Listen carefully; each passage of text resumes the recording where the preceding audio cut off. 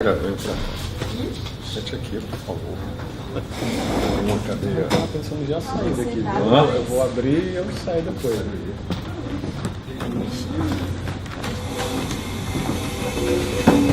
Isso, presidente. Claro. Então você fica ali agora. Pessoal, bom dia. Sejam todas bem-vindos, todos bem-vindos. É nosso último dia, infelizmente, né? Gostei muito de conviver com vocês aqui, ter essa experiência do minicurso que fazia tempo, Martoni, que a gente pensava, né, Sinara? Nós tivemos bons momentos, né, Vitor? Né? Foi muito Excelentes agradável. momentos, é. Ah, eu Foi. não gosto desse clima de despedida, não. Vamos lá. Só último detalhe, nosso momento do curso de teoria do conservadorismo. Sim. Vamos divulgar Eu quero então, participar o que é que também. já vai ter para ele se... Quer divulgar então, Marconi, Conceição? Né? Bom, Então, queria novamente agradecer a presença de vocês, né? Especialmente de quem viemos 3 dias, não sei se temos muitos desses casos aqui. E acho que para mim foi uma experiência muito interessante. Era, como eu havia dito, uma coisa que, sobretudo eu e a Sandra, pensávamos em fazer já há algum tempo e deu certo, e que nós gravamos, e vai ficar não só o registro, mas também é o início de um projeto nosso de colocar mais as coisas na internet, gravar os vídeos e tal, e tentar produzir uma experiência de audiovisual, né? Vocês estão vendo nascer também esse projeto. Bom, indo direto ao assunto. Nós temos um problema sério em nossas mãos. E todo o objetivo desse curso, né, é nos ajudar a pensar como nós vamos lidar com uma série de problemas políticos contemporâneos que não são de fácil resolução. Em primeiro lugar, o que está acontecendo? Isso vai marcar tudo que nós possamos pensar de atividade de intervenção política nas próximas décadas.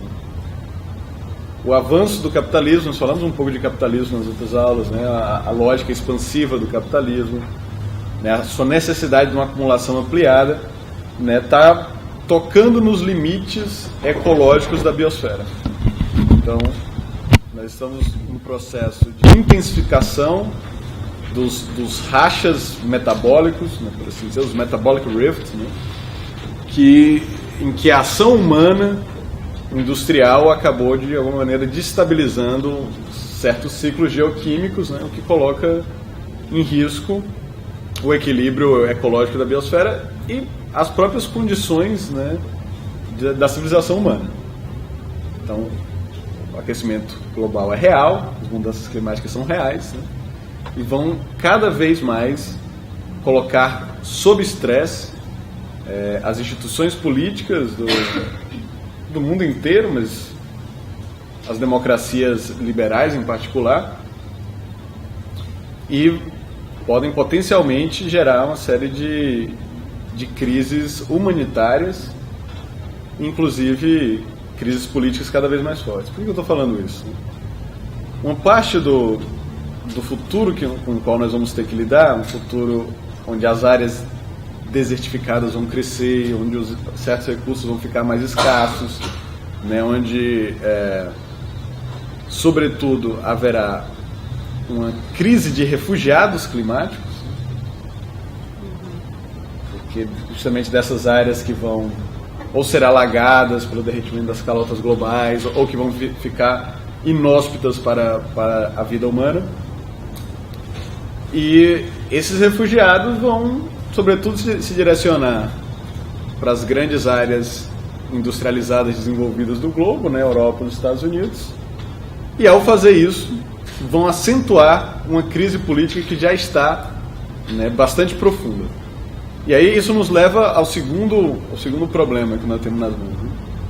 Como uma forma de resolver a crise de lucratividade do capital, sobretudo a partir da década de 70, né, que é o fim daqueles 30 anos gloriosos de um capitalismo de bem-estar social, sobretudo nos países de capitalismo avançado, a crise de lucratividade da década de 70 forçou as classes proprietárias a adotar uma estratégia radical, né, de decomposição do poder coletivo da classe trabalhadora. E a essa estratégia radical anticlasse, nós damos o nome de neoliberalismo. O neoliberalismo é justamente essa tentativa de minar os fundamentos mesmo da possibilidade de uma regulação democrática do capitalismo, né, e do fornecimento de serviços públicos por parte de um Estado democrático. Como é que você faz isso? Você faz isso a partir da destruição política dos sindicatos, né? Então todo o esforço, por exemplo, que a Reagan e a Thatcher tinham de quebrar a coluna vertebral da classe trabalhadora, né?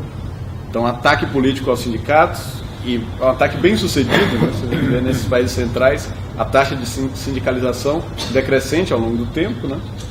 Um ataque inclusive aos setores industriais que formavam esses nós onde a classe operária era mais organizativamente forte, né? Mas também todo o processo de financiarização, desregulamentação, né? Globalização dos fluxos mercantis e financeiros, né?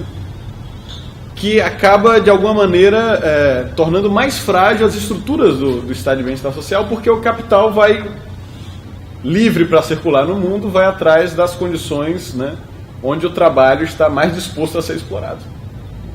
Portanto, quebrando a própria condição, as próprias bases de um capitalismo mais regulado, e por ser mais regulado também mais democrático. Então, a ofensiva neoliberal contra a classe foi muito forte, muito bem sucedida. Essa classe industrial tradicional, organizada em termos de sindicatos de massa, encontra-se muito enfraquecida em todas as partes do mundo, também como resultado das políticas neoliberais. Mas as políticas neoliberais produziram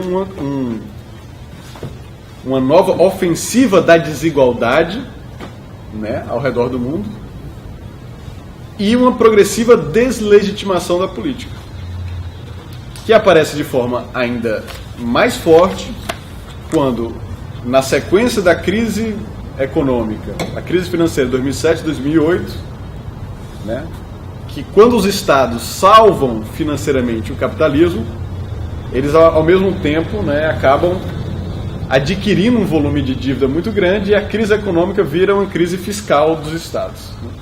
E a crise fiscal dos estados, né, é combatida de alguma maneira, não muito bem sucedida, mas essa era a justificativa, ao menos, por uma selvagem política de austeridade, de corte dos serviços públicos, né, de uma tentativa de redução